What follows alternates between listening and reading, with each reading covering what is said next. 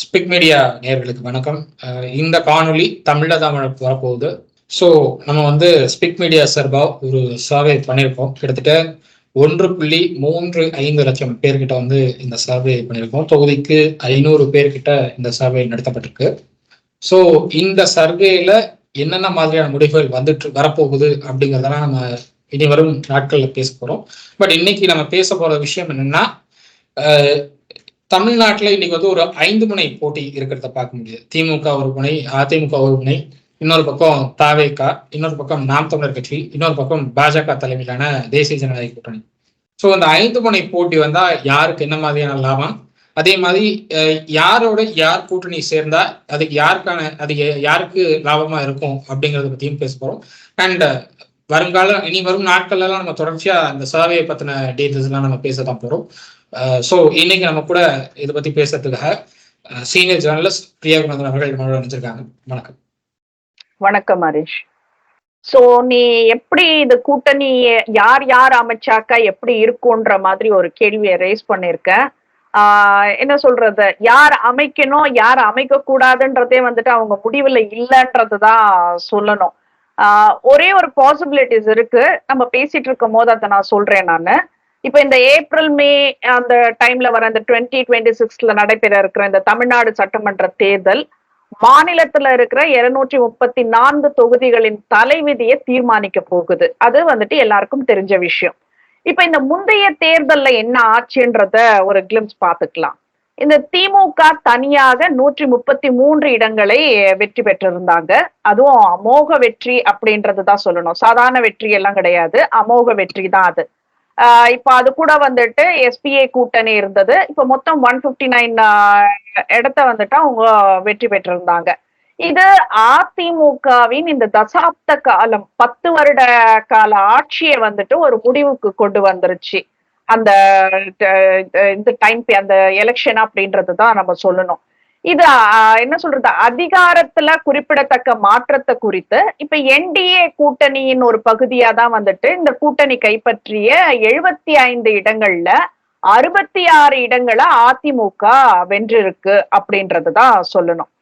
இப்ப இந்த தேர்தல்ல நம்ம பாக்குறோம் அப்படின்னா, இப்ப ஸ்டாலின் முதலமைச்சராக பதவி ஏற்க வழிவகுத்தது இது தமிழக அரசியல்ல திமுக கோட்டையை வலுப்படுத்திருக்கு அப்படின்றதான் நான் சொல்லுவேன். என்னோட பார்வையில நான் அதை தான் நான் சொல்லுவேன். நானு ஏன்னா 2 முக்கிய அரசியல் தலைவர்கள், அம்மையார் ஜெயலலிதா அவர்களாகட்டும் இல்ல கலைஞர் கருணாநிதி அவர்களாகட்டும், அவங்களோட மறைவுக்கு அப்புறம் நடந்த முதல் தேர்தல் தான் இது.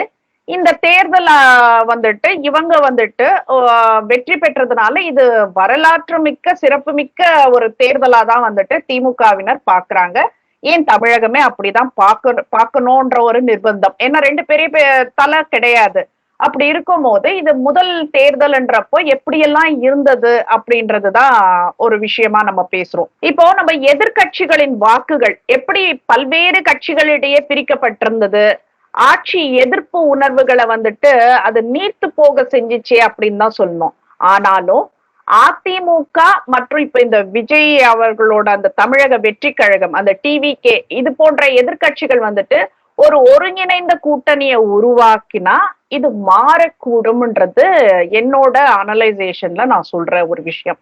அதிமுகவும் டிவிகேவும் ஒரு கூட்டணி அமைத்தால் திமுகவை வெல்ல முடியும்ன்றதுதான் நான் பாக்குற என்னோட பார்வை அப்படின்றதுதான் சொல்றேன்.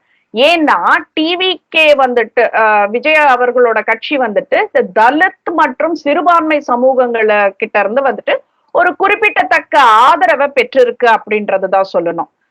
சமீபத்த ஆய்வுகள் எல்லாம் நீங்க பார்க்க போனீங்கன்னா 15 to 18% ஓட்டு டிவிகே எல்லாம் பெற முடியும் அப்படின்றத ஒரு சிலர் சொல்றாங்க. பட் என்னன்றது நம்ம ஸ்பிக்ல எடுத்திருக்கிற அந்த ஒரு விஷயத்த வச்சுதான் நம்ம மேற்கொண்டு பேசணும். இது ஒரு ஜென்ரலான ஒரு ஒப்பீனியன் தான் நான் இப்ப சொல்லிட்டு இருக்கிறது நானு. சோ இப்ப இது initial starting we are going அந்த சர்வே பத்தியான ஒரு விஷயத்த இது ஒரு முன்னோட்டமா தான் நான் கொண்டு போகணும் அப்படின்றது. சோ மத்தவங்களோட விஷயத்த மட்டும் தான் நான் பேசிட்டு இருக்கேன். ஸ்பிக் நாங்க எடுத்த சர்வே, ஹரிஷ் சார்பில் எடுத்த சர்வே எல்லாம் அது என்னன்ற விளக்கமா வந்துட்டு அது வேற வீடியோல வரும் அப்படின்றத நான் சொல்லிக்கிறேன் நானு. சோ இது என்னன்னா, இந்த டிவிகே வந்துட்டு இந்த தலித் சிறுபான்மை சமூகங்கள் கிட்ட இருந்து வந்துட்டு கொஞ்சம் ஓட்டுகள் வந்துட்டு இவங்களுக்கு வரும் அப்படின்றதுதான் நான் சொல்றேன். இதுல இன்னொரு விஷயம் என்னன்னா, 1967ல 77ல வந்துட்டு திமுகவும் அதிமுகவும் ஆட்சி வந்ததுக்கு இனியா டிவிகேக்கும் இது போல வந்துட்டு ஒரு திருப்புமுனை ஏற்படும்னுட்டு விஜய் ரொம்ப நம்பிக்கையா இருக்காரு. பட் அது ரொம்ப தப்பான விஷயம் விஜய் அவர்களே அப்படின்றதுதான் நான் சொல்ல வரேன் நான். ஏன்னா இந்த அவர் பேசுறது எப்படி இருந்தது, அவரோட கட்சிகள் எல்லாம் எப்படி பேசிட்டு இருக்காங்க அப்படின்னா, மதத்தை வச்சு அரசியல் செய்யும், அதாவது பாஜகவை சொல்றாங்க, ஊழல் அரசியல் செய்யும் சொல்லிட்டு திமுகவை சொல்றாங்க, மற்றும் அதிமுகவை வந்துட்டு எதிர்த்து ஒரு மாற்று அரசியலை கொண்டு வருவதே வந்துட்டு தமிழக வெற்றி கழகத்தின் நோக்கம்னுட்டுன்னு அந்த கட்சியை சேர்ந்தவர்கள் எல்லாம் அந்த லயோலா மணி தான் வந்துட்டு இது சொன்னாருன்னு நினைக்கிறேன் நானு. எனக்கு அது தெரியல, எனக்கு நீங்க எப்படி சொல்ல வரீங்க என்ன சொல்ல வரீங்கன்னுட்டுன்னு. ஜாதி மதம் அப்படின்றது பார்த்தாக்கா அப்புறம் உங்களை பத்தி எல்லாம் நிறைய பேச ஆரம்பிச்சிடுவாங்க. சோ டிவிகே வந்துட்டு இன்னும் எதுவும் சரியா அனலைஸ் பண்ணாம களத்துல இறங்கிட்டாங்களோ அப்படின்ற ஒரு கேள்விக்குறி வருது, எனக்கு என்னோட பார்வைக்கு வருது. அனலைஸ் பண்றதுக்கு வந்து அங்க ஆதவ அர்ஜுனா இருக்காரு, இன்னும் 2-3 பேர் இருக்காங்க. இப்ப பிரசாந்த் கிஷோரும் அவங்களோட இணைஞ்சிருக்கிறது பார்க்க முடியுது. பட் அந்த அனலைஸ் பண்றதெல்லாம் தாண்டி அவங்க வந்து தனியா போய் நின்னாதான் நம்மளுடைய ஓட் பேங்க் என்னங்கிறது தெரிஞ்சுக்க முடியும் அப்படிங்கிற ஒரு ஐடியால போற மாதிரிதான் இருக்கு. Okay okay. இப்ப இது கூட வந்துட்டு சில பேர் என்ன சொல்றாங்க தெரியுமா, ஆதவ் அர்ஜுனா வந்துட்டு விசிகேக்கு சார்பா வந்துட்டு என்ன சொல்றது, அவர் ஒரு ஸ்பை மாதிரி உள்ள போயிருக்க மாதிரியும், இங்க இருந்து அதிமுகல இருந்து சிடிஆர் நிர்மல்குமார் வந்துட்டு அதிமுக ஃபேவர் பண்றதுக்கு போற மாதிரியும் சொன்னாங்க. பட் எனக்கு தெரிஞ்சு நிர்மல்குமார் அந்த வேலை செய்வாரான்றது எனக்கு தெரியல. நிர்மல் நம்ம எல்லாருக்கும் நல்ல ஒரு பரிச்சயமான நபர். நிர்மலுக்கு வந்து அதிமுக போஸ்டிங் கொடுத்தாங்க, பட் வந்து நிர்மலை பயன்படுத்திக்கிட்டாங்களா அப்படிங்கிற ஒரு கேள்வி இருக்கு. ஏன்னா எல்லா கட்சியிலையும் போஸ்டிங் கொடுத்துருவாங்க, அதை பயன்படுத்திக்கிற விதம் அப்படிங்கறதுதான் வந்து அவங்கள அதே கட்சியில இருக்க வைக்கும். இப்போ நம்ம உதாரணத்துக்கு எடுக்கிறோம்னா, ஒரு பத்திரிகையாளர் இருக்காரு ஒருத்தர் வந்து அன்னைக்கு வந்து ஏடிஎம்கேல இருந்தாரு, அதுக்கப்புறம் ஓபிஎஸ் அவர்களுடைய ஆதரவுல பயணிச்சுட்டு இருந்தாரு. இப்போ தாவைக்கால இணைப்போதான் அவரே சொல்லிட்டு இருக்காரு. நம்ம பேசிட்டு இருக்கிறது யாருன்னு உங்களுக்கு நல்லா தெரியும், மருதல் ராஜா. சோ அவர் தான் நம்ம வந்து அமமுகவும், அதாவது அமமுக ஆரம்பிக்கிறதுக்கு முன்னாடி டிடிவி தினகரன் அவர்கள் அதிமுக இருந்தப்போ நமதெம்ஜிஆர் நாளேட்டோடைய ஆசிரியராக இருந்தாருன்னு நினைக்கிறேன். ஸோ அப்போ அவரை நீக்கினதுக்கு நம்ம கேட்டப்போ அவர் என்ன சொன்னார் அப்படின்னா, மோடியின் பேனாவை எப்படி விட்டாருன்னு எழுதிக்கோங்கன்னாரு. பட் அதுக்கப்புறம் லாஸ்ட் 1 இயர் அண்ணாமலையை வந்து பாராட்டி ரொம்ப ரொம்ப புகழ்ந்து பதிவுகள் போட்டுட்டு வந்தாரு. திடீர்னு என்ன ஆச்சு அப்படின்னா, அண்ணாமலையை பாராட்டுறதெல்லாம் ஸ்டாப் பண்ணிட்டு விஜய் அவர்களை வந்து அடுத்த அண்ணான்னு சொல்ல ஆரம்பிச்சிட்டாரு. ஸோ அந்த இடத்துல வந்து எந்த கட்சி யார் அவங்க யூஸ் பண்ணிக்கணும்னு நினைக்கிறாங்களோ அவங்களோட போறதுக்கு இவங்க தயாரா இருக்காங்க அப்படின்னு தான் நான் பாக்குறேன். ஸோ அந்த வகையில வந்து நிர்மல் போனதும் என்னை பொறுத்தவரை அப்படித்தான் நான் பாக்குறேன். நிர்மலை வந்து அதிமுக பயன்படுத்திக்க தவறிட்டாங்க, தாவேக பயன்படுத்துறோம் அப்படிங்கிற வாக்குறுதி கொடுத்துருக்காங்க அப்படிங்கிறதுனால நிர்மல் போயிருக்காருன்னு நான் பாக்குறேன். பட் எனக்கு என்னன்னா, அந்த 2016 சர்வே எடுக்கும்போது சரி, 2016ல நானும் இன்னொரு 4 பேர் தான் சர்வே எடுத்தோம்னு வச்சுக்கோங்களேன். மொத்தமே ஒரு 5 பேர் தான் டீம். நாங்க 5 பேர் தான் சர்வே போவோம். நாங்க 5 பேர் தான் வந்து ஒவ்வொரு மாவட்டத்துக்கும் போய் நாங்க தங்கி அங்க இருக்கிற ஒவ்வொரு கிராமம், சிட்டி ஏரியாவை ஃபுல்லா வந்து சுத்துறதை விட கிராமம் பகுதியை தான் நாங்க நிறைய சுத்திருக்கோம். ஏன்னா வந்து சிட்டி ஏரியா வந்து உங்களுக்கு 40 to 45% ஓட் பேங்க் தான். 55% ஓட் பேங்க் வந்து கிராமப்புற ஏரியாவில். ஸோ அதனால அங்க சுத்தினதுல எங்களுக்கு எல்லாம் தெரிஞ்சது என்னன்னா, கம்யூனிட்டி வைஸா ஒவ்வொரு கிராமத்திலயும் கம்யூனிட்டி வைஸா இவங்களுக்கு தான் ஓட்டு போடுவோங்கிற முடிவு எடுத்துடுறாங்க. ஒரு கிராம சபை கூட்டம் கூட்டுறாங்க. அந்த தேர்தலுக்கு ஒரு 2 மாதம் 3 வாரத்துக்கு முன்னாடி கிராம சபை கூட்டம் கூட்டி அங்கேயே அந்த சமூகத்தை சேர்ந்த முக்கிய தலைவர்கள் எல்லாம் பேசிடுறாங்க. இந்த கட்சிக்கு தான் நம்ம ஓட்டு போட போறோம், இவங்களுக்கு தான் நம்ம ஓட்டு போட போறோம். அதை மீறி போடுறது 1-2 பேர் போடுவாங்க வேற கட்சிக்கு. ஆனா மற்ற கம்யூனிட்டி ஆளுங்க எல்லாமே அதே கட்சிக்கு தான், அவங்க என்ன கட்சிக்கு டிசைட் பண்ணிருக்காங்களோ அதே கட்சிக்கு தான் போட்டுட்டு இருந்தாங்க. ஸோ இதை பிரேக் பண்ண முடியுமா அப்படிங்கறத எங்களுடைய டார்கெட்டா இருந்தது 2016. அதை பண்ணோம். உதாரணத்துக்கு சொல்லணும்னா, சிவகங்கை மாவட்டத்துல நாங்க ஒரு கிராமத்துக்கு போயிருந்தோம். அங்க வந்து அது ஒரு சின்ன கிராமம். என்ன சொல்ல போனோம்னா, கவர்மெண்ட் பஸ் எல்லாம் 1.5 மணி நேரத்துக்கு ஒரு பஸ் தான் வரும் அப்படிங்கிற நிலைமை. நாங்க அப்படிதான் போனோம். நாங்க கவர்மெண்ட் பஸ் பப்ளிக் டிரான்ஸ்போர்ட் தான் யூஸ் பண்ணி போனோம். நாங்க 1.5 மணி நேரத்துக்கு ஒரு தடவை தான் பஸ் வரும் அந்த ஊருக்கு. அப்படிதான் இருக்கு அந்த கிராமம். அங்க வந்து ஒரு டாமினேட்டட் கம்யூனிட்டி அங்க பெரிய அளவுல இருக்காங்க.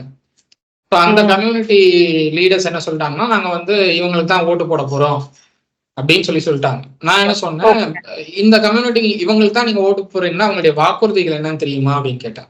இல்ல வாக்குறுதிகள் எங்களுக்கு முக்கியம் இல்ல, ஒரு ஆட்சி மாற்றம் தேவைன்னு நாங்க நினைக்கிறோம். வாக்குறுதிகள் தான் முக்கியம், உங்களுக்கு ஆட்சி மாற்றம் முக்கியம் கிடையாது. அவங்க என்னென்ன இந்த பீரியட் ஆஃப் டைம்ல யார் என்னென்ன திட்டங்கள் கொண்டு வந்திருக்காங்க அப்படிங்கிறத பார்க்கணும். லாஸ்ட் பீரியட்ல இருந்தவங்க என்ன திட்டங்கள் கொண்டு வந்திருக்காங்கன்னு பாருங்க, ரெண்டையும் கம்பேர் பண்ணுங்க அப்படின்னு சொல்லி அவங்க கிட்ட எல்லாம் ஒரு ½ அன் ஹவர்ல இருந்து 1 hour வரைக்கும் உட்காந்து பேசி, அதுக்கப்புறம் அவங்கள பாதி பேர் மாத்தினாங்க, டெசிஷனை மாத்திக்கிட்டாங்க. அதுதான் வந்து நாங்க பண்ண பெரிய ஒரு சாதனையா நாங்க பாக்குறோம். ஏன்னா இது வந்து கேம்பெயினா நாங்க பார்க்கல, இது வந்து அவங்களுக்கு புரிய வைக்கிறோம் அப்படின்னு தான் நான் பாக்குறேன். பொதுவா ஒரு கம்யூனிட்டி நீங்களா முடிவு எடுத்துக்கிட்டு நீங்களா வந்து ஒரு தலைவர் கம்யூனிட்டி தலைவர் முடிவெடுத்து அவர் சொல்ற கட்சிக்கு தான் ஓட்டு போடணும்னு சொல்றது வந்து அது மற்றவர்களுடைய உரிமைகளை பறிக்கும் விதமா நான் பாக்குறேன். ஸோ அந்த இடத்துல வந்து நம்மளால அதை உடைக்க முடியும் அப்படின்னு நினைச்சா நம்ம உடைச்சிடணும் அப்படிங்கறத நான் அன்னைக்கு ட்ரை பண்ணதுனாங்க. ஸோ அதை உடைச்சோம். நாங்க அந்த ஒரு விஷயத்த நாங்க உடைச்சோம். கிட்டத்தட்ட ஒரு 22 பேர் தான் அந்த தலைவர் சொல்றது, ஊர் தலைவர் சொல்றது கேட்டாங்க. மற்ற எல்லாருமே வந்து நாங்க வேற கட்சிக்கு போட போறோம், வேற ஒருத்தருக்கு போட போறோம் அப்படின்னாங்க. ஒரு சில பேர் வந்து நாங்களே சுயேட்சையா நிக்கலாம்னு ஐடியா பண்ணிட்டு இருக்கோம் அப்படின்னு சொன்னாங்க. சோ அப்படி ஒரு நிலைமையை வந்து நாங்க அந்த கிராமத்துல கொண்டு வந்தது நாங்க பண்ணோம்.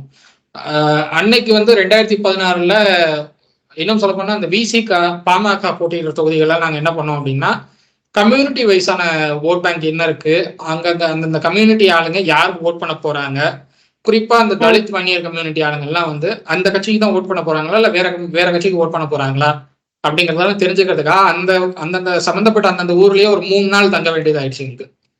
2021 அதான் பண்ணோம். 2021ல விசிகா கண்டெஸ்ட் பண்ண அந்த தொகுதிகள் எல்லாத்துலயும் கடைசி கட்டமா தான் நாங்க போனோம். விசிகா கண்டெஸ்ட் பண்ண தொகுதி எல்லாமே கடைசி ஒரு 15 நாள் தான். இந்த 15 நாள் கேப்ல நாங்க வந்து அத்தனை தொகுதியும் கவர் பண்ணோம். ஏன்னா உங்களுக்கு வந்து மற்ற எல்லா தொகுதிகளும் ரேண்டமா சாம்பிள் எடுத்துடலாம். இவங்க கண்டெஸ்ட் பண்ற தொகுதி, இந்த விசிகா கண்டெஸ்ட் பண்ற தலித் சமூகம் டாமினேட்டடா இருக்கக்கூடிய தொகுதிகள்ல வந்து அந்த கம்யூனிட்டி யார் ஓட் பண்ண போறாங்க, அந்த கம்யூனிட்டி விசிகேவே தான் நம்பி இருக்க போறாங்களா இல்ல அந்த கம்யூனிட்டி வேற ஒரு பார்ட்டிக்கு போறாங்களா அப்படிங்கறத கணிக்கிறது ரொம்பவே கஷ்டமான ஒரு விஷயம். 2வது, சர்வே பேப்பர்ஸ் எடுத்துட்டு போன உடனே யாரும் வந்து அவங்களுடைய தகவல் சொல்ல மாட்டாங்க. அவங்க பேர் கேட்டாலும் சொல்றது கஷ்டம். அது அந்த ஃபர்ஸ்ட் பேஜை ஃபில் பண்ணி முடிக்கிறதுக்குள்ளேயே வந்து உங்களுக்கு ½ அன் ஹவர் போயிடும். அந்த மாதிரி ஒரு சிச்சுவேஷன் சர்வே எடுக்கிறது. பட் அதெல்லாம் வந்து ரொம்ப ஒவ்வொருத்தருக்கும் புரிய வச்சு பண்றதுங்கிறது ரொம்ப பெரிய விஷயமா நான் பாக்குறேன். இன்னைக்கு வந்து எல்லா சர்வேஸும் இன்னைக்கு வந்து ஒரு சர்வே தப்பா போயிடுச்சு அப்படின்னா உடனே எல்லாரும் அந்த சர்வே ஏஜென்சியும் வந்து அந்த போல்ஸ்டர்ஸையும் வந்து தப்பா பேசிட்டு இருக்காங்க. நிறைய விமர்சனங்கள் வந்துட்டு இருக்கு. பட் அது வந்து அதெல்லாம் தாண்டி இவங்க அவங்களுடைய உழைப்பு கொடுத்துட்டு இருக்காங்கிறத பார்க்கணும். எல்லா சர்வேயும் எல்லா இடத்துலயும் வந்து கரெக்டா வரப்போறது கிடையாது. என்னைக்குமே வந்து எல்லா சர்வேயும் கரெக்டா வராது, கரெக்டா ப்ரெடிக்ஷன் வராது. 2016ல வந்து எல்லா போல்ஸ்டர்ஸும் வந்து டிஎம்கே கவர்மெண்ட் வரும் அப்படின்னாங்க. பட் ஸ்பிக் மீடியாவும் சி ஓட்டர்ஸும் ஸ்பிக் மீடியாவும் தான் வந்து ஏடிஎம்கே கவர்மெண்ட் வரதுக்கு பாசிபிள் அப்படின்னோம். நாங்க வந்து 136 to 142 சொல்லியிருந்தோம். அதுதான் அந்த ஆவரேஜ் 136 to 142. டிஎம்கேக்கு வந்து 87 சீட்ஸ் கொடுத்திருந்தோம். ஸோ அந்த 136 அப்படிங்கிற அந்த ஒரு டார்கெட் கரெக்டா ஏடிஎம்கே வந்தாங்க. அந்த சீட் அப்படி கரெக்டா இருந்தது. டிஎம்கேக்கு வந்து 98 வந்தாங்கன்னு நினைக்கிறேன். ஸோ ஒரு 12 சீட் கூட வந்துச்சுன்னு நான் பாக்குறேன். 11 சீட் 12 சீட் என்னமோ கூட வந்துச்சுன்னு பாக்குறேன். 2021 எனக்கு வந்து அது பெரிய டஃப்பான ஜாப் எல்லாம் எங்களுக்கு இல்லை. ஏன்னா எங்களுக்கு ஆல்ரெடி தெரியும் கவர்மெண்ட் மாற போகுது அப்படிங்கிறது எல்லாருக்கும் தெரியும். ஏன்னா அவ்வளவு அதிருப்திகள் இருந்தது. ஆனா எல்லாரும் எக்ஸ்பெக்ட் பண்ணதுன்னா ஏடிஎம்கே 20 சீட்ல குறைஞ்சிருவாங்க, 23 சீட்ல வந்துருவாங்க அப்படிங்கிறத எல்லாரும் சொன்னாங்க. எனக்கு தெரிஞ்ச 2-3 போல்ஸ்டர்ஸே சொன்னாங்க ஏடிஎம்கே வந்து பெரிய அளவுல வராது, 40 சீட்டு 30 சீட்டு தான் வரும், அதுக்கு மேல தாண்ட மாட்டாங்க அப்படின்னாங்க. பட் என்னை பொறுத்தவரை நான் சொல்றது என்னன்னா, என்னைக்குமே வந்து டிஎம்கே எந்த அளவுக்கு குறைச்சு மதிப்பிடக்கூடாதோ அதே மாதிரி ஏடிஎம்கேவும் குறைச்சு மதிப்பிடக்கூடாது. 2 பேருக்கும் ஒரு பேஸ் ஓட்டுங்கிறது ஒரு 20 to 25%. பேஸ் ஓட்டுங்கன்னா இந்த பேஸ் ஓட்டர்ஸ் எப்படி கனெக்ட் பண்றோம் அப்படின்னா, பரம்பரையா நாங்க வந்து ஏடிஎம்கே கோட் பண்றோம்னு சொல்லுவாங்க, பரம்பரையா டிஎம்கே கோட் பண்றோம்னு சொல்றாங்க. அதே மாதிரி குறிப்பிட்ட கம்யூனிட்டி ஆளுங்க நாங்க இவங்களுக்கு தான் ஓட் பண்ணிட்டே இருப்போம், என்ன திட்டங்கள் கொண்டு வந்தாலும் சரி, என்ன தப்பு பண்ணாலும் சரி, இவங்களுக்கு தான் ஓட் பண்ணுவோம்னு சொல்லுவாங்க. அந்த கம்யூனிட்டி ஓட்டர்ஸ் எல்லாமே வந்து பேஸ் ஓட்டர்ஸ்ல வருவாங்க. அதை தாண்டி பார்ட்டியோடைய கேடர்ஸ், இவங்க எல்லாம் பேஸ் ஓட்டர்ஸ். இந்த பேஸ் ஓட்டர்ஸ் வந்து அப்படியே தான் இருக்க போறாங்க. எல்லா பார்ட்டிக்கும் அப்படியே தான் இருப்பாங்க. டிஎம்கே வந்து எவ்வளவு பெரிய தோல்வி செஞ்சா 91ல அவங்க பெரிய தோல்வி சந்திச்சாலும் அவங்களுடைய பேஸ் ஓட் அப்படியே தான் இருந்தது. ஏடிஎம்கே 96ல பெரிய தோல்வி செஞ்சாங்க, ஆனா அவங்களுடைய பேஸ் ஓட் அப்படியே தான் இருந்தது. அது பெரிய அளவுல மாற்றம் காணல அந்த பேஸ் ஓட்ல.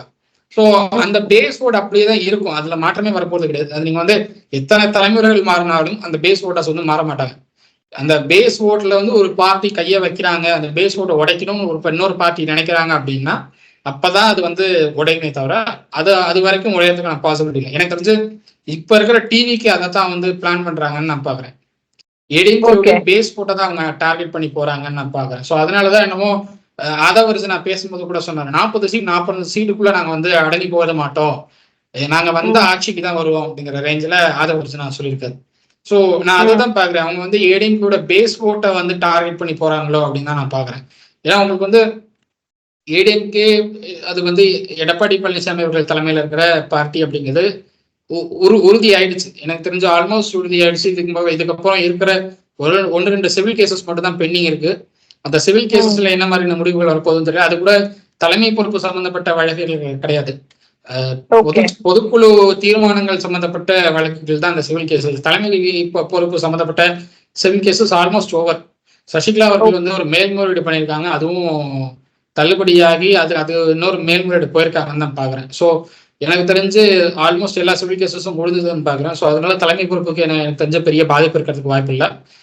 பொதுக்குழு தீர்மானங்கள், குறிப்பா அந்த ஓபிஎஸ் அவங்கள நீக்கம் பண்ணி ஒரு தீர்மானம் போட்டாங்க, பொது தீர்மானம் ஒண்ணு போட்டாங்க பொதுக்குழுல. அந்த தீர்மானத்துக்கு அகைன்ஸ்டான வழக்குகள் இன்னும் நிலுவையில் இருக்கு. ஒருவேளை அந்த தீர்மானத்துக்கு அகைன்ஸ்டான வழக்குகள்லாம் அந்த தீர்மானம் செல்லுபடியாகாது அப்படிங்கிற உத்தரவு வந்தாலும் அது வந்து அதிமுகவுடைய தலைமையை பாதிக்காது. ஏன்னா எடப்பாடி பழனிசாமி அவருடைய தலைமையை ஏத்துக்கிட்டு அங்க இருக்கிற நிர்வாகிகள் ரொம்ப தெளிவா அவங்களுடைய என்ன சொல்றது ஒரு அஃபிடவிட் ஃபைல் பண்ணியிருக்காங்க எலெக்ஷன் கமிஷன்ல, நாங்க இவ்வளவு பேர் சப்போர்ட் பண்றோம் அப்படிங்கிற அஃபிடவிட் ஃபைல் பண்ணியிருக்காங்க. ரெண்டாவது அதிமுகவுடைய பொறுப்பு, அதாவது நிர்வாகம் யார் பார்க்கலாம் அப்படிங்கிறத தீர்மானிக்கிறதுக்கு 2 விஷயங்கள் தான் பார்ப்பாங்க எனக்கு தெரிஞ்ச எலெக்ஷன் கமிஷன். ஒண்ணு எம்எல்ஏஸோட சப்போர்ட், எம்பி சப்போர்ட். ரெண்டாவது நிர்வாகிகள் யார் கூட இருக்காங்க பெரும்பாலும் அப்படிங்கிறது தான் பார்ப்பாங்க. இதுல வந்து ஃபர்ஸ்ட் தான் மேஜர், எம்எல்ஏஸ் அண்ட் எம்பிஸ் யார் கூட இருக்காங்கிறத பொறுத்து தான் வந்து மேஜர். இதுல ஒரு டவுட் இருக்கு எனக்கு. இந்த அஃபிடேவிட் வந்துட்டு நீங்க ஃபைல் பண்ணிருக்கிறதா சொல்றது வந்துட்டு எப்போ பண்ணினீங்க? 2024ல பண்ணிருக்காங்க. ஓகே. இல்ல இது அதுக்கப்புறம் எந்த மாற்றமும் இல்ல, அதுக்கப்புறம் எந்த மாற்றமும் இல்லையா? இல்ல அதுக்கப்புறம் பெரிய அளவுல யாருமே மாற்றலையா அவரு. எடப்பாடி பழனிசாமி அவர்கள் மாவட்ட செயலாளர் உட்பட யாரையுமே மாத்தல. அவர் வந்து நிர்வாகிகள் நியமிச்சுட்டு இருக்காரு, யாரையும் மாத்தல இப்ப வரைக்கும். அது மாற்றணும் அப்படிங்கறதா கீழ்மட்ட தொண்டர்களுடைய கருத்தா இருக்கு. நான் ஒவ்வொருத்தரையும் சந்திச்சு பேசும்போதெல்லாம் எல்லாரும் சொல்றது மாவட்ட பொறுப்பாளர்களை மாத்துங்க, ஏன்னா வந்து லோக்சபா எலெக்ஷன்ல அவ்வளவு வேலை பார்த்தோம், எங்களுக்கு ஓட்டு வரல, நம்ம பார்ட்டிக்கு ஓட்டு வரலங்கிறப்போ அங்க அந்த இடத்துல வந்து எடப்பாடியார் ஓரளவு செயல்படணும், அவர் வந்து இந்த மாவட்ட பொறுப்பாளர்களை மாத்தணும், இன்னனாலும் பரவாயில்ல நீங்க மாவட்ட பொறுப்பாளர்கள் மாத்துங்கிற குரல் தான் வந்துட்டு இருக்கு கீழே இருந்து. ஸோ அது வந்து எடப்பாடி பழனிசாமி அவர்களுக்கு தெரிஞ்சு பண்றாரா இல்லை அவரால் மாற்ற முடியல அப்படிங்கிற ஒரு சுச்சுவேஷன்ல அவங்க இருக்காங்களான்னு எனக்கு தெரியல. But still AIADMK vote base வந்து அந்த 20 to 25% அதை அவங்க அப்படியே மெயின்டைன் பண்ணிட்டு தான் வராங்க. டிஎம்பி ஓட் பேங்க்கும் 20 to 25% தான் அந்த பேஸ் ஓட்டு, அதையும் அவங்க அப்படியே தான் மெயின்டைன் பண்ணிட்டு வராங்க. அந்த 25+ தாங்கிறது அசம்பிளி எலெக்ஷன்ல எல்லாருக்கும் பாக்குறது. 25+ அவங்க ஸ்டார்ட் பண்றது டிஎம்கே ஸ்டார்ட் பண்றது 25% தான் ஸ்டார்ட் பண்ணுவாங்க. இந்த 25% குறைக்க முடியுமா அப்படின்னு தான் மற்ற பார்ட்டிஸ் பார்க்கணும். ஏன்னா உங்களுக்கு வந்து மாற்றம் அப்படின்னா உங்களுக்கு வந்து 35% வாக்காளர்கள் மாற்றத்தை தான் எதிர்பார்க்கறாங்க. 60% தான் வந்து 60% வந்து உங்களுக்கு வந்து டிஎம்கே போகுது. மிச்சம் இருக்கிற 35 to 40% வந்து மாற்றம் தேவை அப்படின்னு எக்ஸ்பெக்ட் பண்றாங்க. அந்த மாற்றம் தேவை அப்படின்னா எல்லாரும் ஒண்ணு சேரணும். பிஜேபி, பாமக, நாம் தமிழர் கட்சி, தாவேகா இவங்க எல்லாம் ஒன்னா சேர்ந்தாதான் அந்த மாற்றங்கள் வரும்.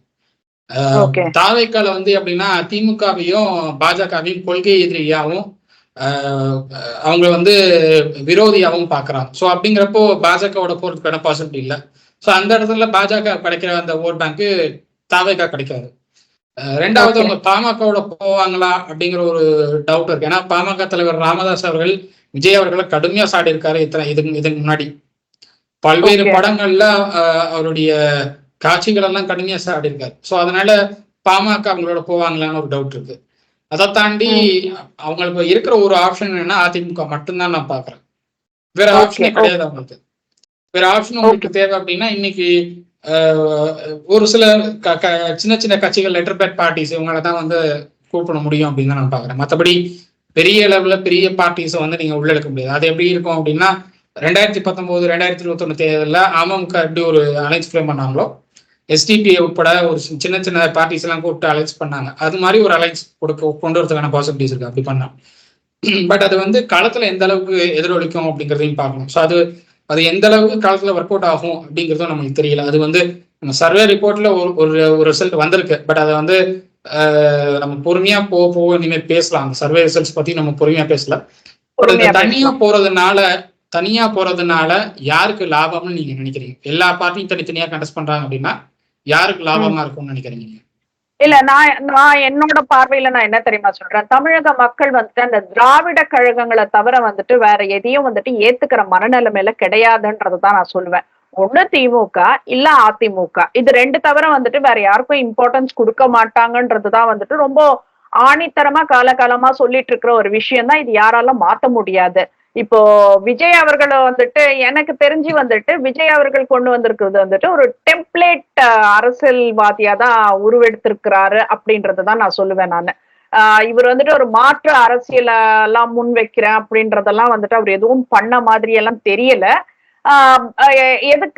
எதுக்காக ஏன்னா நம்ம நிறைய நடிகர்கள் எல்லாம் வந்துட்டு அரசியலுக்கு வந்து நம்ம பார்த்திருக்கோம். சோ எனக்கு தெரிஞ்சு வந்துட்டு இது ரொம்ப இது இம்பாக்ட் கிரியேட் பண்ணாது அப்படின்றதுதான். நீங்க அதிமுகவோட கூட்டணி வச்சுட்டாக்கா எனக்கு தெரிஞ்சு வந்துட்டு திமுகவை தோற்கடிக்கலாம். அந்த ஒரு ஆப்ஷன் உங்களுக்கு இருக்கு. ஆனா என்ன சொல்றது, நீங்க திமுகவோட கூட்டணி வச்சுக்கணும்ன்ற அவசியமே கிடையாது. இன்னைக்கு இருக்கிற நிலவரத்தை வச்சுதான் நான் பேசிட்டு இருக்கேன் நானு. சோ எனக்கு டிவிக்கே வந்துட்டு நான் தனியா நிக்கிறேன் அப்படின்னாக்கா உங்களோட ஸ்ட்ரென்த்தை வேணா நீங்க பாத்துக்கலாம். அப்ப அதுக்காக வேணா உதவுமே தவிர நான் ஜெயிப்பேன், நான் சிஎம் ஆகுவேன், நான் டெபுட்டி சிஎம் ஆகுவேன் அப்படின்ற கனவுகள் எல்லாம் எடுப்படாது அப்படின்றதான் சொல்றேன். ஏன்னா விஜயகாந்த் அவர்கள் கூட வந்துட்டு வீட்டுக்கு வந்து நாங்க ரேஷன் வழங்குறோம் அப்படின்னுட்டுன்னு நிறைய திட்டங்கள் எல்லாம் முதலே சொன்னாரு. அது நடந்ததோ பிராக்டிக்கலுக்கு வந்ததோ இல்லையோ அது அப்பாற்பட்ட விஷயம். பட் வந்துட்டு அவர் சொன்ன ஒரு விஷயம் வந்துட்டு ரொம்ப ஆச்சரியமா எல்லாருமே வந்துட்டு சந்தோஷமா பார்த்த ஒரு விஷயம் அது. ஆனா விஜய் கிட்ட இருந்து அப்படி எந்த மக்கள் நலத்திட்டமோ இது வரைக்குமே இல்ல. இவ்வளவு பேசினாரே தவிர அதுல ஒரு நலத்திட்டங்கள் கூட வந்துட்டு அவர் கொண்டு வரலன்றது வந்துட்டு ஒரு பெரிய ஏமாற்றம் அப்படின்றது ஒரு சிலர் நினைத்தாலும் இது அவ்வளவுதான் அப்படின்றது என்னோட நிலை அப்படின்றத நான் சொல்றேன் நானு. சோ இவரால வந்துட்டு ஒரு பெரிய அரசியல் மாற்றம் எல்லாம் கொண்டு வர முடியாதுன்றதுதான் நான் சொல்லுவேன். ஏன்னா இவர் கொண்டு வந்த அந்த இரவு பாடசாலை திட்டம் கூட வந்துட்டு அவர் அதை குறிப்பிடுறது அது உண்மையிலேயே வந்துட்டு யாருக்கு தேவையோ அவங்களுக்கு அடையல அப்படின்றதுதான் நான் சொல்லுவேன் நானு. சோ எல்லாம் வேஸ்ட் ஆஃப் திங்ஸ் அப்படின்ற மாதிரி தான் நான் பாக்குறேன் நானு. தமிழ்நாட்டை பொறுத்த வரைக்கும் ஒண்ணு திமுக இல்லைனாக்கா அதிமுக, இது ரெண்டு தான் ஏதாச்சும் ஒண்ணு நடக்கும். மத்தவங்களுக்கு வாய்ப்பு கொடுக்க மாட்டார்கள், மக்களும் கொடுக்க மாட்டாங்க, இரண்டு திராவிட கட்சிகளும் கொடுக்காதுன்றது வந்துட்டு ஒரு விஷயமா நான் பதிய வைக்க ஆசைப்படுறேன் நானு. இந்த இடத்துல நம்ம இன்னொரு விஷயத்தையும் பேசணும். 2024 நாடாளுமன்ற தேர்தலில் ஒரு 3ஆம் மணி நம்ம கட்டமைச்சாங்க பாஜக. கிட்டத்தட்ட ஒரு 18% வந்தாங்க. 18.5 18.81 வந்திருக்காங்கன்னு பார்க்க முடியுது. ஸோ அந்த 18% வந்தது அப்படிங்கிறது ரொம்ப பெரிய விஷயமா பாஜக பாக்குறாங்க. இதே 2014 18% வந்தாங்க. 2014 திமுக தலைவர் கருணாநிதி அவர்கள் இருந்த போதும் சரி, அதிமுக பொதுச் செயலாளராக செல்வி ஜெயலலிதா அவர்கள் இருந்த போதும் சரி, அந்த டைம்ல ஒரு 3ஆம் மணி கட்டமைச்சு அவங்க அந்த 18% இருந்தாங்க. ஆனா அன்னைக்கு என்னன்னா தேமுதிகங்கிற ஒரு கட்சி 8% ஓட் பேங்கோட இருந்தாங்க. அதனால அந்த 18% சாத்தியமாச்சு. பட் இன்னைக்கு தேமுதிக அதிமுகவோட பயணிக்கிறாங்க. பாஜக இருந்தது என்னென்ன பார்ட்டிஸ் அப்படின்னா பாமக, அவங்களுக்கு ஒரு 4% ஓட் பேங்க். அமமுகவுக்கு நம்ம 2021 எலெக்ஷன்ல பார்த்துக்கோ 2.5% நம்ம தான் அவங்களுடைய ஓட் பேங்க் இருந்தது. ஓபிஎஸ் ஓட் பேங்க் என்னங்கிறது யாருக்குமே தெரியாது. ஏன்னா அவர் பெரிய அளவுல கட்சியா ஸ்டார்ட் பண்ண அவர் ஏடிஎம்கே கிளைம் வச்சுக்கிட்டே இருக்காரு தவிர அவர் கட்சியா ஸ்டார்ட் பண்ணி இது வரைக்கும் எலெக்ஷன் கண்டஸ்ட் பண்ணி நம்ம பார்க்கல. ஸோ அதனால அவருடைய ஓட் பேங்க் என்னன்னு தெரியாது. தமிழ் மாநில காங்கிரஸ் ஓட் பேங்க்கும் என்னங்கிறது பெரிய அளவுல தெரியாது. ஏன்னா அவங்க 1-2 சீட்ல தான் கண்டஸ்ட் பண்றாங்க. அந்த 1-2 சீட்ல அந்த பார்ட்டிக்கான ஓட் பேங்க் என்னன்னு தெரியல. ஏன்னா காங்கிரஸோடைய நீட்சியா இருந்தாலும் காங்கிரஸ்ல இருந்து அவங்களுக்கு எத்தனை பேர் பிரிஞ்சு வந்து சப்போர்ட் பண்றாங்க அப்படிங்கிறது நம்மளுக்கு தெரியல. 1-2 பேர் தான் தலைவர்கள் நம்ம பார்த்துட்டு இருக்கோம். ஜி.கே. வாசன் அவர்களாகட்டும், அதே மாதிரி நம்ம யுவராஜ் சொல்லலாம். ஸோ இப்படி 1-2 பேர் தான் நம்ம வந்து நம்மளுக்கு தெரிஞ்ச பேர்களாவே தமாகல இருக்கிறத பார்க்க முடியுது. அதே மாதிரி சில சாதிய அமைப்புகள் சொல்லலாம். இவங்களெல்லாம் அமைச்சிட்டு ஒரு 18% வந்திருக்கிறத பார்க்க முடியும். இந்த அலைன்ஸ் என்டிஏ, இப்ப இருக்கிற என்டிஏ 2026 எலெக்ஷனா அப்படியே 2026 எலெக்ஷன்ல அப்படியே கண்டெஸ்ட் பண்ணா என்ன மாதிரியான இம்பாக்ட் கொடுக்கும்னு நீங்க நினைக்கிறீங்க? இல்ல நீங்க சொல்ற அந்த அமமுக, ஓபிஎஸ் அவர்கள் கட்சியெல்லாம் வந்துட்டு தனி கட்சி எல்லாம் கிடையாது. அவங்க பிஜேபி தான் ஆக்சுவலி. அப்படி இருக்கும் போது தனி கட்சி ரன் பண்றாங்க. ஓபிஎஸ் வந்து ஓபிஎஸ் ஃபேக்ஷனா இருக்குன்றாரு, ஏடிஎம்கேட இன்னொரு ஃபேக்ஷன்ங்கிறாரு. அது வந்து அவர் வந்து ஒரு டிஸ்பியூட் வச்சிட்டு இருக்காரு அப்படி. பட் ஸ்டில் எலெக்ஷன் கமிஷன் வந்து ஏடிஎம்கே வந்து எடப்பாடி பழனிசாமி அவர்கள் தலைமையில தான் இருக்கு அப்படிங்கிறத ரொம்ப உறுதியா சொல்றாங்க. பட் டிடிவி தினகரன் ஒரு கட்சி ஆரம்பிச்சு ரன் பண்ணிட்டு இருக்காரு. அவர் இப்ப கூட சமீபத்தில் ஒரு கட்சியினுடைய தலைமை அலுவலகத்தை திறந்து எல்லாம் ரன் பண்ணிட்டு தானே இருக்கு. திறக்கலாம், அது ஒண்ணும் பெரிய விஷயம் கிடையாது. அது நம்ம கூட திறந்துக்கலாம். அது கிடையாது மேட்டர். மக்கள் வரணும் இல்ல. இப்போ என்ன சொல்றேன்னா, நம்ம ஒரு கட்சியை ஆரம்பிச்சு எல்லாரையும் வந்துட்டு கூட்டிட்டு வந்துட்டு அதுக்கப்புறம் வந்து அத இம்ப்ரூவ் பண்ணணும். அதுதான் வந்துட்டு வெற்றி. அதுல இருக்கிறவங்க எல்லாருமே போயிட்டு இருக்கிறதுக்கு கட்சி தேவையில்ல. இப்ப இவங்க டோட்டலா வந்துட்டு பாஜக பக்கம் தான் இருக்காங்க. டிடிவி தினகரன் அவர்களாகட்டும், ஓபிஎஸ் அவர்களாகட்டும். சோ இதனால இவங்க 2 பேரும் தனித்தனி கட்சி எல்லாம் கிடையாது. அது ஆல்மோஸ்ட் அது பாஜக. சோ பாஜகவோட ஓட் பேங்க் என்னவோ அது மட்டும் தான் கிடைக்குமே தவிர இவங்களோடதெல்லாம் வந்துட்டு இவங்களோடது மிஞ்சி போனாக்கா 1% 1.5% இருக்கும். அது வேணா அங்க போகிறதுக்கு வாய்ப்பு இருக்கு. ஏன்னா எல்லாருமே வந்துட்டு இப்ப நீ சொல்ற ஓபிஎஸ் அவர்களை பத்தி நம்மளுக்கு ஒண்ணும் தெரியாது. ஏன்னா அவருக்கு எவ்வளவு ஓட் பேங்க்ன்றதே நம்மளுக்கு தெரியாது. அவர் அதிமுகல இருந்தாரு. ஜெயலலிதா அம்மையார் சிறைக்கு போறப்பெல்லாம் அவர் வந்துட்டு முதலமைச்சரா இருந்தாரு. சோ அந்த ஒரு விசுவாசம் அவர்கிட்ட எல்லாருக்கும் இருந்ததே தவிர அவர் தனியா இப்ப போயிட்டு ஒரு கட்சி ஆரம்பிச்சிருந்தா மட்டும்தான் வந்துட்டு அவரோட ஸ்ட்ரென்த் என்னன்னு தெரிஞ்சிருக்கும். ஆனா அவங்களே வந்துட்டு மோடி போட்டோ போட்டு வச்சுட்டுதான் வந்துட்டு பிரச்சாரம் பண்ணிட்டு இருக்காங்க அப்படின்றப்போ வந்துட்டு அதை பத்தி பேசுறது வேஸ்ட். சோ அந்த டாபிக் நம்மளுக்கு வேண்டாம். அமமுகன்றது வந்துட்டு மக்களை ஏமாற்றி விட்டார்கள்ன்றதுதான் நான் சொல்லுவேன். நானு எவ்வளவோ நம்பி போன இப்ப என்னன்னா எனக்கு தெரிஞ்சு வந்துட்டு அமமுகல இருக்கிறவங்களே வந்துட்டு வெளியில வரலாமா வேண்டாமா, வந்துட்டா ஏன்னா ஒரு சிலருக்கு அவர் மேல ஒரு மரியாதை இருக்கு. அதனால வந்துட்டு அவருக்கு எதனா தப்பா பட்டுடுமோ அப்படின்றதெல்லாம் இருக்கு. இன்னும் சொல்ல போனாக்கா அமமுக கட்சியை வந்துட்டு அவரோட பிஏ தான் பண்ணிட்டு இருக்காருன்றது இன்னொரு விஷயம். இவர் எந்த அளவுக்கு அதுல இனிஷியேட் எடுத்திருக்காரு, என்ன நடக்குது அந்த கட்சியிலன்றது வந்துட்டு அவரு டிடிவி தினகரன் அவர்களுக்கு தெரியுமா தெரியாதான்றது கூட எனக்கு தெரியாது. ஏன்னா ப்ராப்பர் எவிடன்ஸுங்க எல்லாம் கூட வந்துட்டு அனுப்பப்பட்ட எவிடன்ஸுங்க எல்லாம் கூட வந்துட்டு காணாமல் போயிருக்கு அப்படின்றதுதான் சொல்லணும் நம்ம. சோ இது டோட்டலி வந்துட்டு பிஜேபி சப்போர்ட்டர்ஸ்ன்றதுனால இவங்களோட ஓட் பேங்க் எல்லாம் வந்துட்டு ரொம்ப பெருசா வந்து ஒரு இம்பாக்ட் எல்லாம் கொடுக்காதுன்றதுதான். பிஜேபிக்கு என்ன ஓட்டு வருமோ அது கண்டிப்பா வரும். இவங்க 2 பேரை தவிர்த்து நான் பாஜக பத்தி பேசணும்னா பாஜக தமிழகத்தில் வளர்ச்சி அடைந்திருக்கு. அதுதான் சொல்லுவேன். பாஜக வளர்ச்சியில பாமகவுக்கும் ஒரு பங்கு இருக்குல்ல? இல்ல, நான் பாஜக தனிப்பட்ட முறையில சொல்றேன். நானு பாஜகவின் வளர்ச்சி இருக்கு. நீங்க என்னதான் மூடி மூடி மறைச்சாலும் தமிழகத்துல அந்த தாமரை மலராது மலராதுன்னு சொல்லிட்டு இருந்தாலும் அது மலருதா மலர்லியான்றதெல்லாம் பிரச்சனை கிடையாது. மொட்டு இருக்கு, வேறு இருக்கு, அவ்வளவுதான் நான் சொல்ல முடியும். சோ அத வந்துட்டு என்ன சொல்ல கால் ஊன்றிட்டாங்க. அவங்களுக்குன்னுட்டுன்னு ஒரு ஓட் பேங்க் இருக்கு. ஒரு இப்ப காங்கிரஸ்க்கு எப்படி ஒரு ஓட் பேங்க் இருக்கோ பாஜகவுக்கு ஓட் பேங்க் இருக்கு. பெரிய விஷயமா நம்ம எதிர்பார்க்க வேண்டாம். திமுக அதிமுக அளவுக்கெல்லாம் எதிர்பார்க்க வேண்டாம்.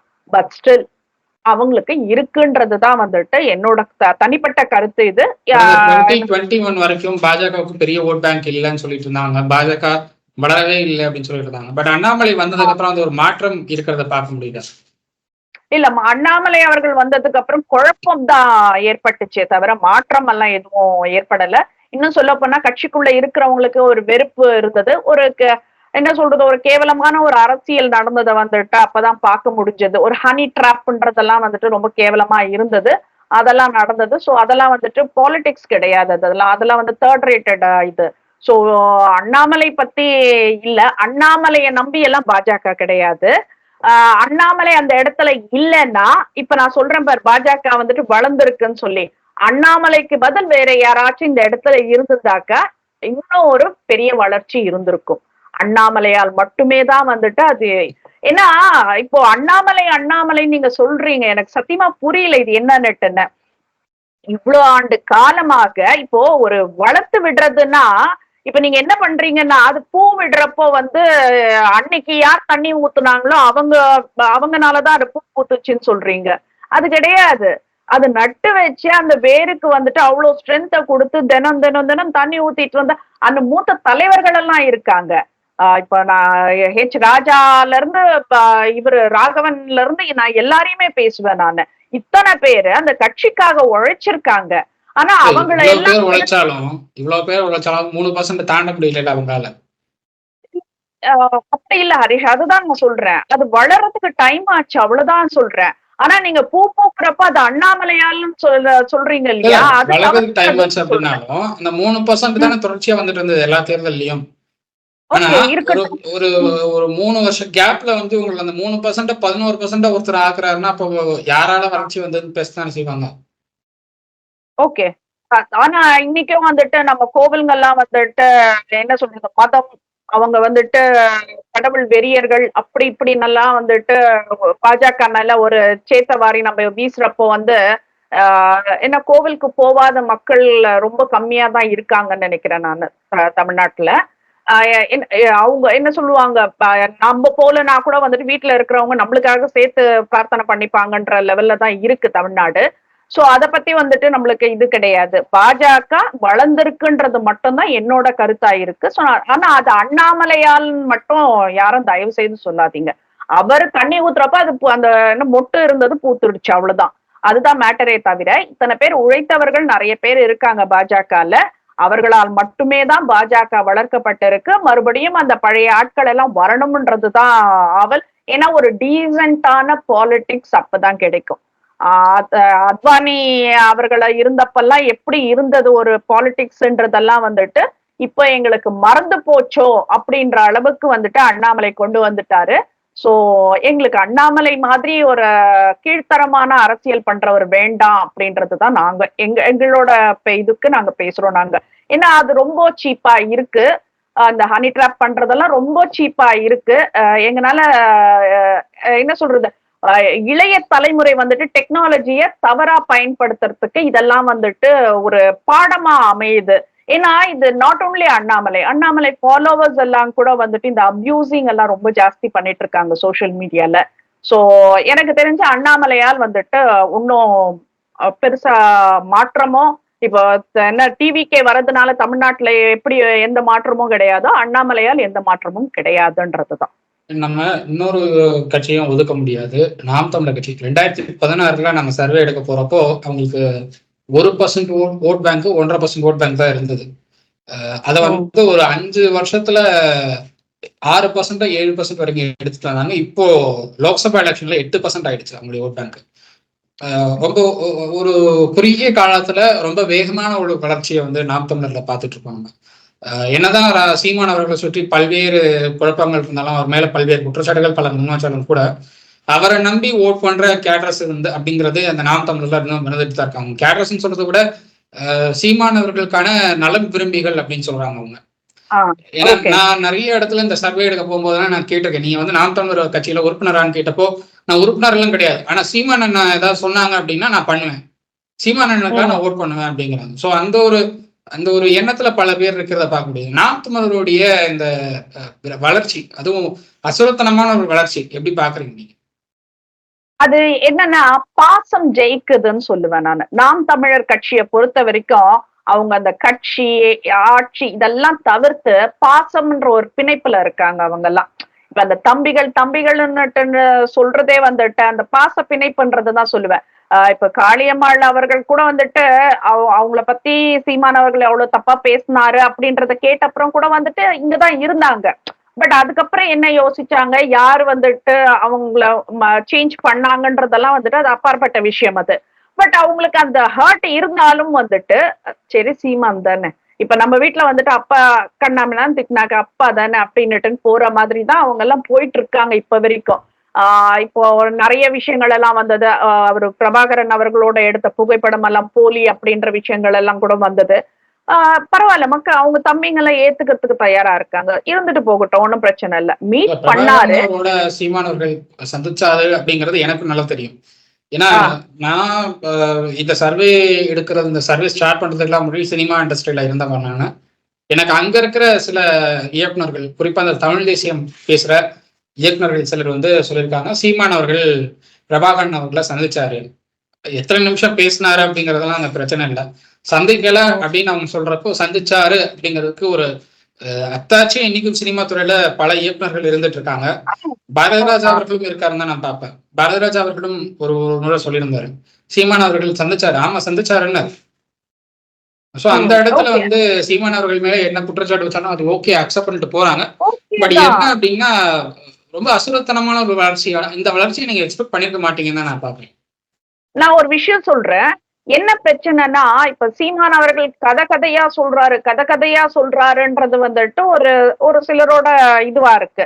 நான் என்ன சொல்றேன், அந்த கதையினால யாருக்குன்னா எதனா பாதிப்பு இருக்கா? நான் ஆமக்கறி சாப்பிட்டேன், உட்கார்ந்து சாப்பிட்டேன், நின்னுட்டு சாப்பிட்டேன், என்னமோ ஒண்ணு சொல்லிட்டு போறாரு. அதனால யாருக்காச்சும் வந்துட்டு பாதிப்பு இருக்கான்றதுதான் என்னோட கேள்வி. பாதிப்பு இல்லல்ல. அப்படி இருக்கும்போது கதை சொல்லிட்டு போறாரு, விடுங்களேன். அவங்க தம்பிங்க அதை கேட்கறதுக்கு தயாரா இருக்காங்க, விட்டுருங்களேன். இப்போ நீ ஒரு கதை சொல்லி கதை வந்துட்டு இன்னொருத்தரை வந்து அழிக்கிறதுக்காகவோ இல்ல வந்துட்டு அவங்களோட இமேஜ வந்துட்டு வேனிஷ் பண்றதுக்காக வந்துட்டு நீ ஒரு கதை சொன்னனாக்கா ஓகே, அக்செப்டட். இது ரொம்ப தப்பான விஷயம் அப்படின்றத நம்ம சொல்லலாம். ஆனா அவரு வந்துட்டு அவர் சீமானோட இது வந்துட்டு கற்பனை கதைகளாக இருக்கலாம், இல்ல அவர் வந்துட்டு சீமானோட அந்த பிரபாகரன் அவர்களோட அந்த வாழ்ற மாதிரி வந்துட்டு அது ஒரு என்ன சொல்றது, அது ஒரு லைஃப், அது ஒரு ஸ்டேட், அது அந்த மாதிரி சில கதைகள் அவங்க சொல்லி இருக்கலாம். அது எந்த பாதிப்பும் மக்களுக்கு இல்லைன்றப்போ எதுக்கு நீங்க அந்த கதைகளை பத்தி எல்லாம் கவலைப்படுறீங்கன்றதுதான் என்னோட கேள்வி. இப்போ நம்ம யூடியூப்னுட்டுன்னு ஒரு சேனல்ல வச்சுட்டு சீமான் அவர்களை வந்துட்டு தப்பா பேசி, சீமான் அவர்களை பேசினா கூட பரவாயில்ல, கட்சியில இருக்க பெண்களை பற்றி பேசி, ஏன் அவங்க எல்லாம் பெண்கள் கிடையாதா? அந்த பெண்களை பற்றி எல்லாம் பேசி, சீமான் மனைவியை பற்றி எல்லாம் பேசி, இப்ப விஜயலட்சுமி அவர்களுக்கு சீமான் அவர்களுக்கு அந்த பிரச்சனைகள் எல்லாம் கோர்ட்ல நடந்துட்டு இருக்கு. அது நடக்கட்டும், அதெல்லாம் முடிவுக்கு வரட்டும். அதை பத்தி நம்ம எதுவும் பேசல நம்ம. ஏன்னா காளியம்மாள் பேசினப்ப கூட வந்துட்டு நான் ஒரு பதிவு போட்டேன், சீமான் அவர்களுக்கும் விஜயலட்சுமி அவர்களுக்கும் நடுவுல என்ன நடந்ததுன்னு உங்களுக்கு எல்லாம் தெரியாது. அவங்க ஏதோ பேசுறாங்கன்னாக்கா அதுல ஏதோ இருக்குதுன்றதுனால பேசுறாங்க, லெட் தம் டாக் அப்படின்றதுதான் நான் சொன்னேன். சோ யாரையும் நம்ம சப்போர்ட் எல்லாம் பண்ணல. சோ நான் இந்த விஷயத்துல என்ன சொல்றேன்னாக்கா, இப்ப அவங்க மனைவியை பத்தி எல்லாம் பேசுறது, அந்த கட்சியில இருக்கிற பெண்களை பத்தி எல்லாம் வந்துட்டு அவ்வளவு அவதூறா ஒரு யூடியூப் சேனல் நடத்துற நானும் சிஇஓ இந்த சிஇஓன்றதுதான் நான் சொல்ல வரேன். நான் சிஇஓ அந்த யூடியூப் சேனலுக்குன்னு சொல்லிட்டு அவரை பத்தி அவ்வளவு கேவலமா எல்லாம் பேசுறது, அந்த கட்சி பெண்களை பற்றி கேவலம். அந்த பெண்ணுக்கு வந்துட்டு ஒரு குடும்பம் இருக்கு, அந்த பெண்ணுக்கு ஒரு வாழ்க்கை இருக்கு. அப்படி இருக்கும்போது எப்படி நீங்க அவ்வளவு கொச்சத்தனமா பேசுறீங்கன்றதுதான் தெரியல. இப்போ சீமான் அவர்கள் வந்துட்டு காளியம்மாள அந்த வார்த்தை சொன்னதை வந்துட்டு அவ்வளவு பிரகாசமா அந்த சேனலே தான் என்ன ஒளிபரப்புறாங்க. ஆனா நீங்க பேசுறது அதை விட ஒரு பெண்ணை எவ்வளவெல்லாம் கேவல என்ன சொல்றது, அதுக்கு மீறி வார்த்தைகளே இல்லை. அந்த மாதிரி நீங்க பண்ணிட்டு இருக்கீங்க நீங்க. சோ இதுக்கு வந்துட்டு சீமான் அவர்கள் எவ்வளவோ தேவலாம். அவர்களை நம்பி அவர்கள் தம்பிகள் இருக்காங்க, தங்கைகள் இருக்காங்க, அவங்க வந்துட்டு ஏத்திட்டு இருக்காங்க. அந்த வளர்ச்சி அவருக்கு போதும்னு நினைக்கிறேன் நானு. அவரு எதுக்கும் ஆசைப்படல. நான் சிஎம்ஆ உட்காரணும்னாலாம் வந்துட்டு சீமான் அவர்கள் ஆசைப்படல. அவர் ஒரு கட்சியை நடத்திட்டு இருக்காரு. ஒரு கட்சி தலைவனுக்கான மரியாதை கொடுக்க வேண்டும்ன்றதுதான் வந்துட்டு என்னோட இது. அந்த தலைவன் அவரோட கட்சி ஆட்களோட வந்துட்டு அவர் எப்படி இருந்தா உங்களுக்கு என்ன பிரச்சனைன்றதுதான் நான் கேட்கிறேன். இல்ல, இந்த இடத்துல கார்த்தி சிதம்பரம் அவர்கள் மீடியால பேசிட்டு இருக்கும்போது அவர் சொல்றாரு, சீமான் அவர்களுக்கு நிரந்தர வாக்கு வங்கியும் கிடையாது, எதுவுமே நிரந்தர வாக்கு வங்கி இல்ல அப்படிங்கிற ஒரு இடத்துக்கு கார்த்தி சிதம்பரம் அவர்கள் நகர்றாரு. நிரந்தர வாக்கு வங்கி அப்படிங்கிறது அதிமுகவுக்கும் திமுகவுக்கும் இருக்கிறது பார்க்க முடியாது. அதான் பேஸ் ஓட்டர்ஸ் நம்ம சொல்றோம். மற்ற எந்த கட்சிக்குமே அந்த நிரந்தர வாக்கு வங்கிங்கிறது கிடையாது. காங்கிரஸ் முன்ன இருந்தது, அது காங்கிரஸ் பயன்படுத்திக்கல. போக அவங்களே வந்து திமுக கூட்டணி அதிமுக கூட்டணி மாறி மாறி போனதுனால அவங்களால அந்த பேஸ் ஓட்டர்ஸ் தக்க வைக்க முடியலன்னு பார்க்க முடியுது.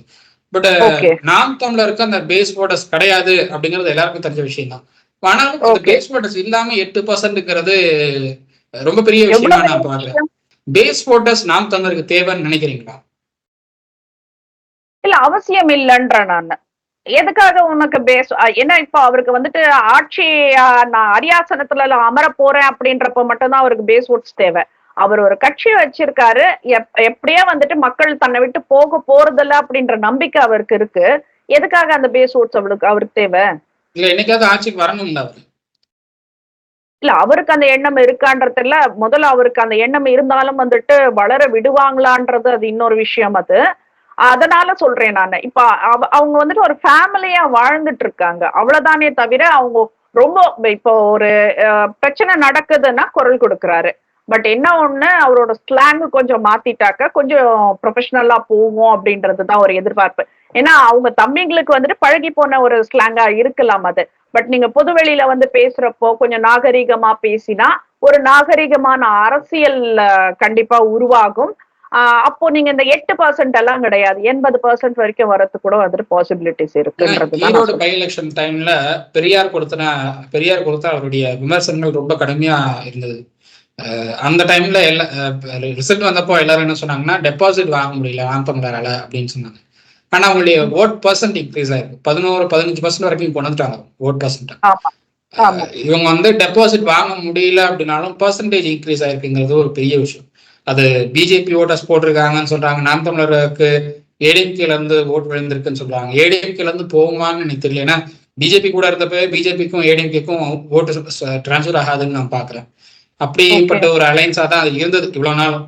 ஸோ அப்படி இருக்கிறப்போ நாம் தமிழருக்கு அதிமுக இருந்து ஓட் போகுமா அப்படிங்கிறது எனக்கு தெரியல. அதுக்கான பாசிபிலிட்டி இருக்கா அப்படிங்கிறது தெரியல. மேபி அதை இன்னொரு சர்வேல தான் பார்க்கணும். அப்படி ஒரு பாசிபிலிட்டி வருமா அப்படிங்கிறது இன்னொரு சர்வேல ட்ரை பண்ண தான் தெரியும். பட் வந்து பிஜேபியில இருந்து நாம் தமிழருக்கு போகுமா அப்படின்னு கேட்டா ரெண்டுமே எக்ஸ்ட்ரீம் ஐடியாலஜி கொண்ட பார்ட்டிஸ் நான் சொல்றேன். ஒண்ணு வந்து extreme right, BJP extreme right, இவங்க வந்து எக்ஸ்ட்ரீம் தமிழ் நேஷனலிஸ்டா இருக்காங்க. ரெண்டுமே வித்தியாசமான ஐடியாலஜிஸ்ங்கிறப்போ பெரியார் எதிர்ப்புங்கிற ஒரே ஒரு நிலைப்பாட்டை வச்சுக்கிட்டு சீமான ஓட் பண்ணிடுவாங்களா அப்படிங்கிற ஒரு எண்ணமும் இருக்கு. ஆனா எல்லா ஜேர்னலிஸ்டும் நான் கேட்கும்போது என்ன சொல்றாங்க அப்படின்னா பெரியார் எதிர்ப்பு அப்படிங்கிற அந்த ஒரு காரணத்துக்காக தான் வந்து பிஜேபி ஓட்டர்ஸ்லாம் வந்து சீமானுக்கு ஓட் பண்ணிருக்காங்க ஈரோடு கிழக்குல. இல்லைன்னா அந்த ஓட் பேங்க் வந்திருக்காது அப்படிங்கிறாங்க. நீங்க அதை எப்படி பாக்குறீங்க? இல்ல எனக்கு வந்துட்டு இந்த பெரியாரிசம் எல்லாம் கொண்டு வந்து, ஏன்னா உங்களுக்குன்னு ஒரு கொள்கை இருக்கு, உங்களுக்குன்னு ஒரு நம்பிக்கை இருக்கு, அதே மாதிரி அவங்களுக்குன்னு ஒரு கொள்கை, அவங்களுக்குன்னு ஒரு நம்பிக்கை இருக்கு. பெரியார பத்தி அவர் தவறா பேசினதுனால டெபாசிட் இழந்தாருனாக்கா அதெல்லாம் கிடையாது. ஏன்னா என்ன சொல்றது, காலம் காலமாக வந்துட்டு நம்ம பார்த்துட்டு வர ஒரு விஷயம், பை எலெக்ஷன்ல ஆளும் கட்சி தான் ஜெயிக்க போகுது. இதுல வந்துட்டு மாற்றம் இருந்திருக்கலாம், எங்கேயோ 1-2 மாற்றங்கள் தான் இருக்கும். சோ இதனாலலாம் வந்துட்டு டெபாசிட் பெரியார பத்தி அவர் பேசினாரு, தவறா பேசினாருன்றதுனாலதான் டெபாசிட் இழந்தாருனாக்கா நான் அதை அக்செப்ட் பண்ணிக்க மாட்டேன். பட் பிஜேபி அவர்கள் எல்லாம் வந்துட்டு இவருக்கு ஓட்டு போட்டாங்களா அப்படின்னாக்கா அது எனக்கு தெரியல. எனக்கு தெரிஞ்சு வந்துட்டு சீமான் அவர்களுக்கு மதிப்பு கூடி இருக்குன்றதுதான் என்னோட பார்வையில தான் நான் சொல்ல முடியும். நீ எப்படி ஏதுன்னுட்டுன்னு கேள்வி கேட்டாக்கா எனக்கு அதுக்கு பதில் கிடையாது. பிஜேபி ஓட்டம், அதிமுக அவங்க எல்லாம் வந்துட்டு குவிட் பண்ணிட்டு இருப்பாங்க, பாய்காட் பண்ணிட்டு போயிட்டு இருப்பாங்க. அவ்வளவுதானே தவிர யாரும் வந்து ஓட் போட்டிருக்க மாட்டாங்க. ஒவ்வொரு பை எலெக்ஷன்லயும் அதிமுக கண்டெஸ்ட் பண்ணலன்னா டிஎம்கே போகும், டிஎம்கே கண்டெஸ்ட் பண்ணுச்சு, டிஎம்கே கண்டெஸ்ட் பண்ணலன்னா ஏடிஎம்கேக்கு டிஎம்கே ஓட் எல்லாம் வரும். இது வந்து கண்டினியூஸா நம்ம பார்த்துட்டு இருக்கோம். 2001 இருந்து இந்த நிலைமை தான் போயிட்டு இருக்கு. 2001 இருந்தே வந்து ஏடிஎம்கே கண்டெஸ்ட் பண்ணாத எலெக்ஷன்லாம் டிஎம்கே ஏடிஎம்கே ஓட்டு போயிடும், டிஎம்கே கண்டெஸ்ட் பண்ணாத எலெக்ஷன்லாம் டிஎம்கே ஓட்டு ஏடிஎம்கேக்கு வந்துடும். இது மாறி மாறி வர்றது வழக்கமா தான் இருந்துட்டு இருக்கு.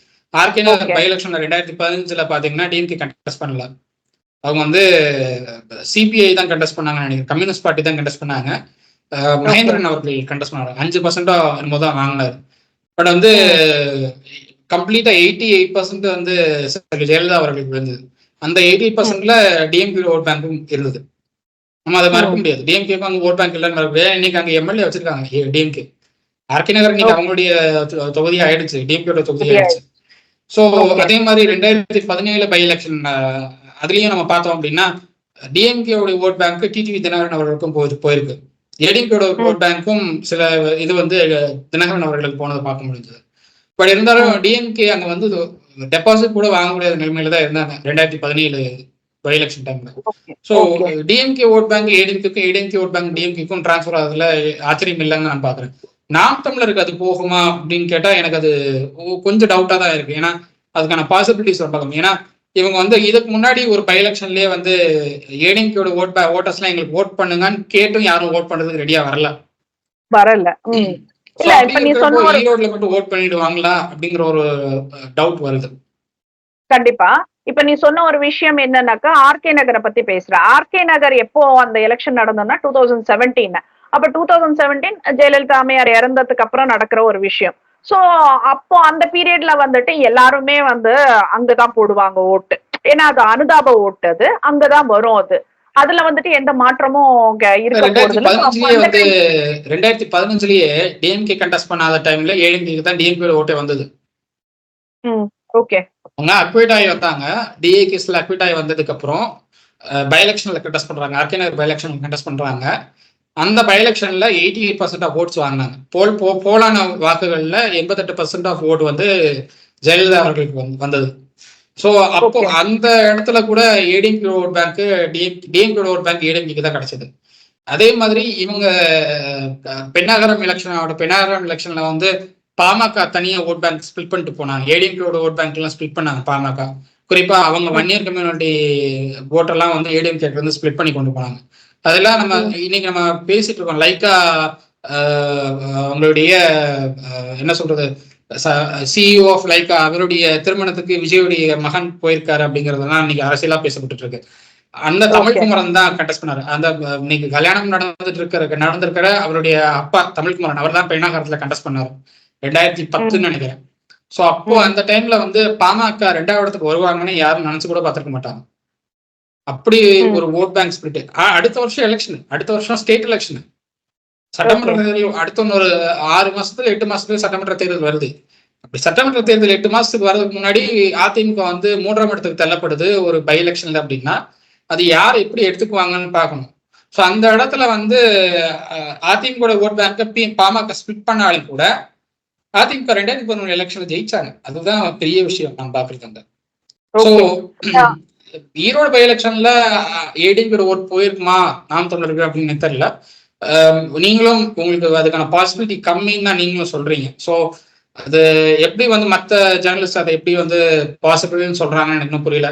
2வது பாஜக ஓட்டு 2 எக்ஸ்ட்ரீம், ஒருத்தர் வந்து ஒன்னு எக்ஸ்ட்ரீம் ரைட் இன்னொரு எக்ஸ்ட்ரீம் தமிழ் நேஷனலிஸ்ட்ன்றப்போ அதுக்கும் பாசிபிலிட்டி கம்மின்னு தான் பார்க்குறேன். ஏன்னா பெரியாருங்கிற கருத்தை முன் வச்சு மட்டுமே ஓட் பேங்க் அள்ளிட முடியும் அப்படின்னு நான் நினைக்கல. சீமானுக்கு தனிப்பட்ட ஒரு ஓட் பேங்க் இருக்கிறதா தான் நான் பாக்குறேன்.